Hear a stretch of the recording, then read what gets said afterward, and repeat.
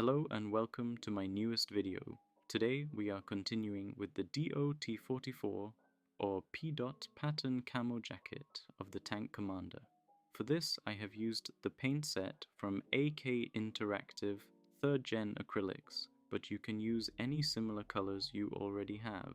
In fact, after using the set, I cannot particularly recommend AK Interactive 3rd generation colors anymore, since I had some trouble with them in the past, especially the lighter colors and their behavior on the wet palette. I have been enjoying the Ionic Smart Colors and Atom range for quite some time, and can definitely recommend these to you. Okay, enough talk, now on to the process. So first of all we start by base coloring the jacket in our brown base color called .44 base/spots. Later we will mix this color with grim brown for the shadows and cork for highlights.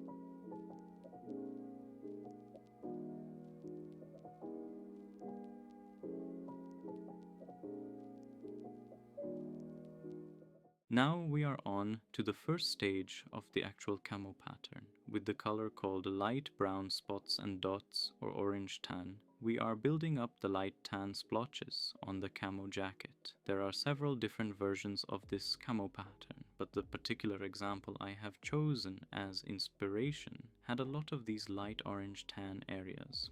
Try to make these as random as possible and to keep the edges clean.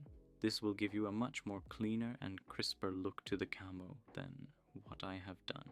As I said before, I had a lot of trouble with the colors in general, but this was by far the worst, since there is probably a lot of white or very light pigment in the color. What I have noticed in general with the AK range is that the lighter colors tend to get to a somewhat chalky finish, even when you thin them carefully and apply them in smooth layers. This is an area where, in my opinion, the ionic colors are way better.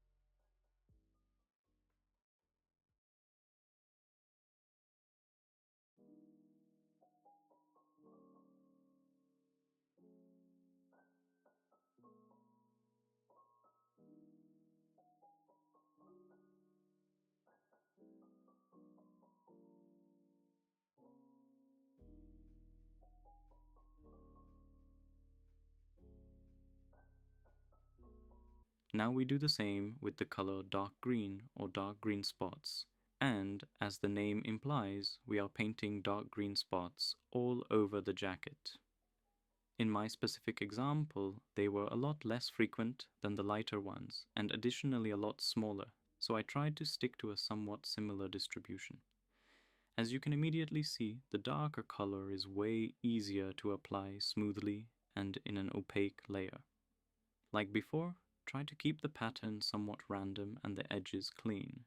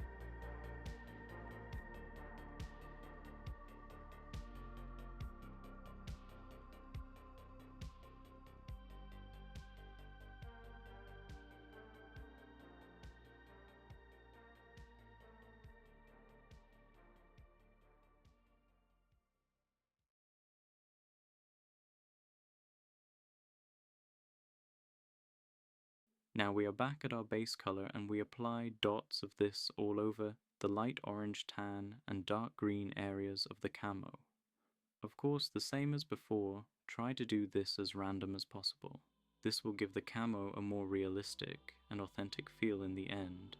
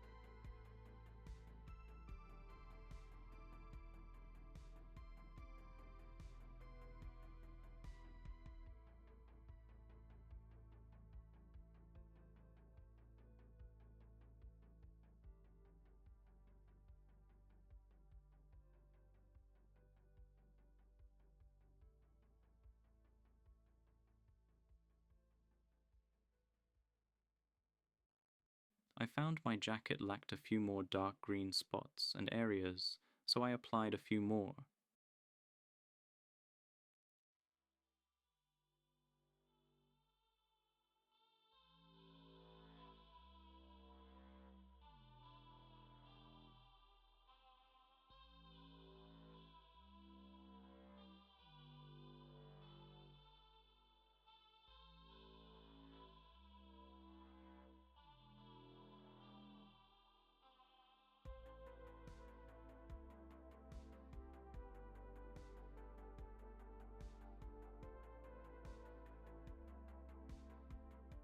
Slowly you can see the pattern forming.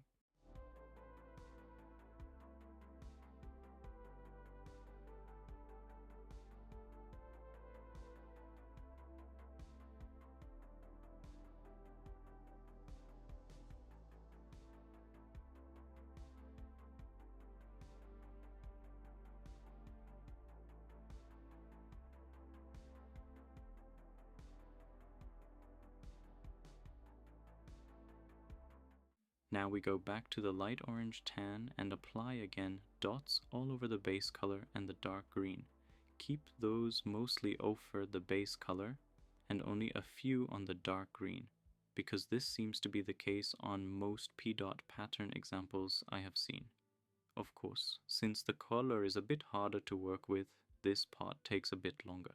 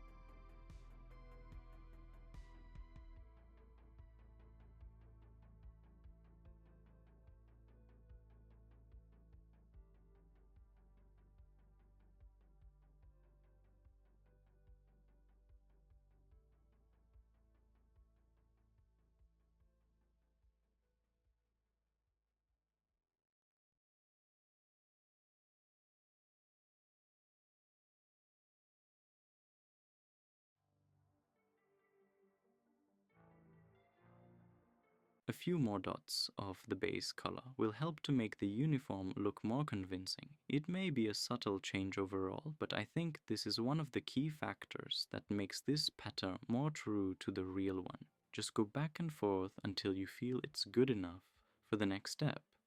You will go back and forth between the steps, nonetheless in the end, until you are happy with the result.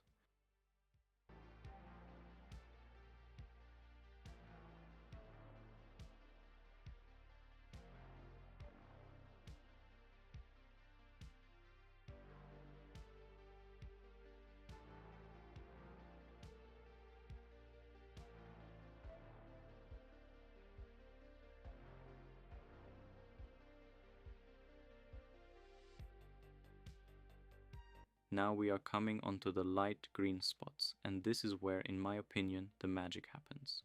apply these dots randomly all over the other colors. From the examples I have seen, there seems to be no clear way they are aligned or formed on the pattern, so feel free to explore what you think looks good.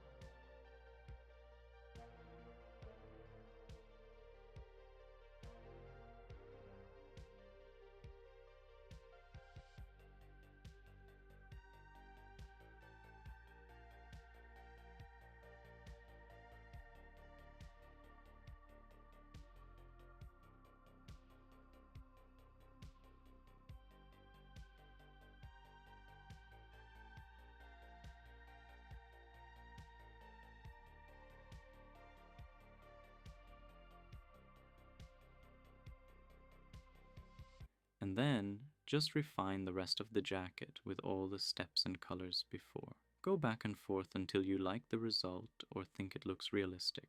To unify the colors and the pattern more, I would recommend you to apply a few glazes or light washes of the base color in the shadow areas. I have done this off camera, but it made a significant difference in my opinion.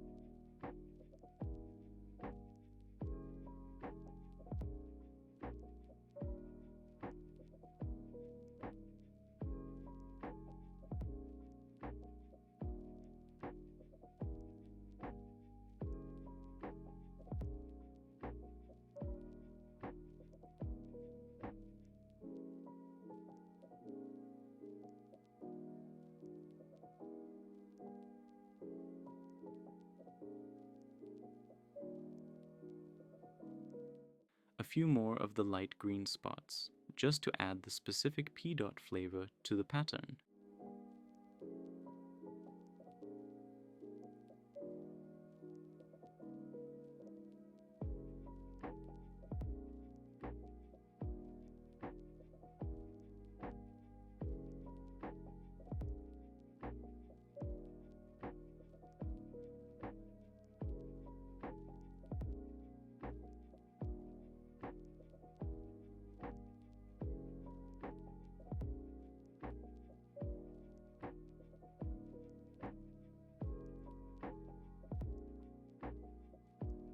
And a few more. In the end, the camouflage pattern was not just to break the silhouette, but also to integrate the wearer more into the natural colors of the environment. Although our Panther Tank commander will be most of the time either inside his tank or in the cupola on top of the turret, like in our example.